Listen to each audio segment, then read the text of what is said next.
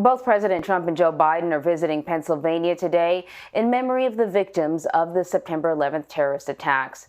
The president and the First Lady participated in a memorial event this morning, and it honored the passengers and crew who overpowered the hijackers on board Flight 93 and crashed the plane in Shanksville. I want to bring in Paula Reid now. You are near Shanksville. Paula, we just had listened to the president's speech not too long ago. Can we talk a little bit about his speech and what we heard from him? Yeah, and Maria, a short time ago, the president addressed a crowd of survivors of the families of the survivors of Flight 93, park rangers, and some other dignitaries. We even spotted the FBI director, Chris Wray, in the crowd. Now, the folks on the stage behind me, they were not wearing masks, but the folks listening to the president speak, they were all socially distanced as they listened to the president sort of pay his respects to the folks who were on that plane, tell the story of what happened that day. It was an opportunity for President Trump to play the role of consoler-in-chief, and for the most part, he stuck to the script, stuck to the spirit of this day, did not go off or talk about Bob Woodward or anything else. Joe Biden will be visiting Pennsylvania as well. He started off the day in New York. Both candidates visiting the same place. Is there anything significant about that? It is significant, Anne-Marie. Both candidates have actually participated in these commemoration ceremonies before, but this year is, of course, different. And here in Pennsylvania, where the former vice president will also visit later today, this is, of course, a battleground state. When we were driving here to this ceremony this morning, we saw dozens and dozens of signs supporting President Trump and Vice President Mike Pence. We didn't see too many Biden signs, but again, this is a battleground state. We've seen the candidates crisscrossing a lot of these key swing states this week, and that will continue through this weekend and next week as well. So we are continuing to follow the fallout from the audio recordings of the interviews between the president and Bob Woodward. I want to play a little bit of sound of the president addressing the comments that were heard by him on tape. Let's just play what he had to say. I didn't lie. What I said is we have to be calm. We can't be panicked. Okay, so how did the president's public comments about the coronavirus match up with what he said in the interviews with Woodward? That's right. So what you see, what the Woodward tapes reveal, is that in February, you see the president telling Bob Woodward he knows that this virus is airborne. And the president went on to hold 6 indoor campaign rallies. Now, the Woodward tapes also reveal that the president was hearing from some of his top national security advisors, like Robert O'Brien, that this was going to be one of the greatest national security threats that he faced during his presidency. 5 days later, he went on Face the Nation and told the American public that the risk was low when it came to the coronavirus. Then you see in March the president telling Bob Woodward that he knows that this virus is transmitted among children, impacts young people, but then the next week he's pushing to reopen schools. So there are a lot of questions, Anne-Marie, about how this is not a cover-up, not just by the president, but by the entire administration. As you heard there in that clip, the president insists that he did not want to instill fear, he didn't want to cause people to panic, but throughout his administration, he's really leaned into people's fears on immigration, on crime, on low-income housing. So the question remains, why, when it came to a deadly pandemic, did the president decide to use his words that he did not want to jump up and down and cause people any distress? Indeed. Got to ask you about the coronavirus and its impact on the economy.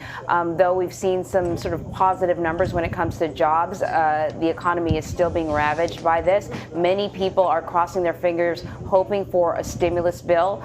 Senate Democrats voted down a limited stimulus bill proposed by Republicans. What was in that bill, and why did the Democrats reject it? That's right. This bill failed to meet the 60-vote threshold it would have needed. In this bill, there were some of the things that we've seen discussed over the past few weeks, but not everything. Mitch McConnell suggested that, look, this didn't have all the ideas that everybody wanted, but it was better than nothing. It included a $300 additional federal unemployment benefit, but it did not include money for another round of stimulus checks. And it also did not provide money for state and local governments that have been really facing a cash crunch in the wake of COVID. Now, of course, course, Democrats in the House passed a $3 trillion bill several months ago now, and there have been negotiations back and forth between the White House and Democrats. But at this point, it just appears highly unlikely that they will be able to come to any sort of compromise. And that's bad news, especially for Republicans in vulnerable districts. They're really hoping that they could push through this skinny deal to at least give some sort of additional relief to folks who are suffering. But Anne Marie, at this point, it just does not appear likely. House Speaker Nancy Pelosi has said she's not interested in a skinny deal. She doesn't want to resolve some of these issues because she's concerned if she gives in on some of these issues or comes to a compromise, she'll never get Republicans back to discuss the rest of these issues. So at this point, based on my conversations with sources, with folks inside the White House, and what we're just seeing play out in public, it's very unlikely that there will be any additional stimulus, certainly not before the election and unlikely before the end of the year.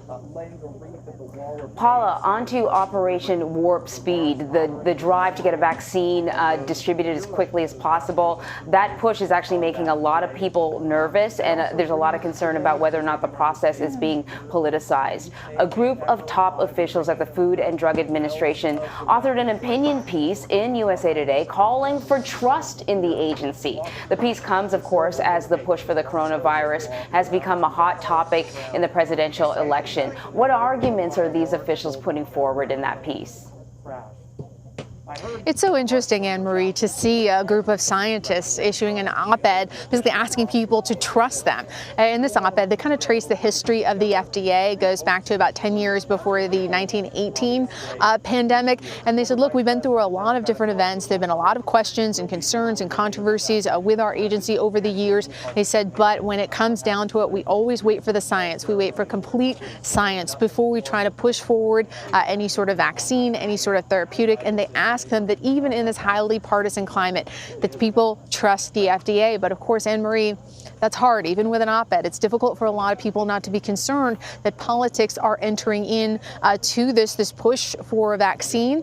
Interestingly, we've also seen private companies. Earlier this week, Johnson & Johnson came out with a similar statement, just saying that they're going to wait for sound science before coming out with a vaccine. It all speaks to how concerned people are about whether they can trust what they're hearing from this administration. And this week's revelations from the Woodward tapes are not helping, certainly, to convince people that they can trust that what this administration, what this government tells them is actually true.